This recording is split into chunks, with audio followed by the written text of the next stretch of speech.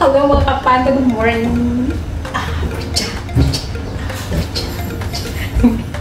Busy tayo ngayon sa kusina. At yung amo ko nagising na. Ang aga nagising. Sabi ko, ba't ang aga mo nagising ng amo? Sabi ko gano'n. Eh kasi gusto kitang makita. Sabi pa naman niya, sabi ko, yung kitang makita. Ang aga ako nagising ka. Yung katulong ka nagalit. Kasaway lang katulong, di ba? Ayan. Ayan, nag-con siya ng sisindi dun sa may altar niya sa labas. Tapos dito sa loob. Ayan. Tapos yung katulungan dito. Ayan guys. Di pa ako nagsusuklay. Mamaya bababa na naman ako. Ayan. Para bibili. May pinapabili yung amo ko. Tapos sabi ko mamaya na.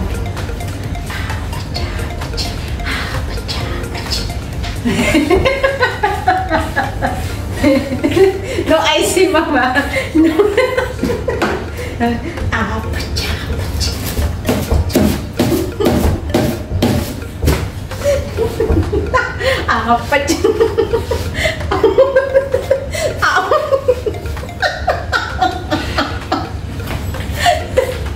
Nagbawa na siya doon sa labas sa altar. Nakagising niya lang. Maganda yung gising ng amo ko. O diba, nakakalo ko. Nag-awalis. Ganyan kasi yung abo ng kanyang ba? Joystick. Siya nagwawalis. Hindi ko pwedeng galawin yung kanyang doon sa labas. Siya lang ang may karapatan doon. Kaya inahayaan ko. Yan, diba? Salamat!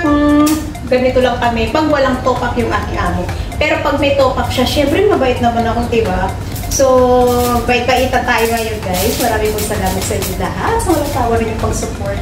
Nagluluto pa pala ako. God bless! Ingat!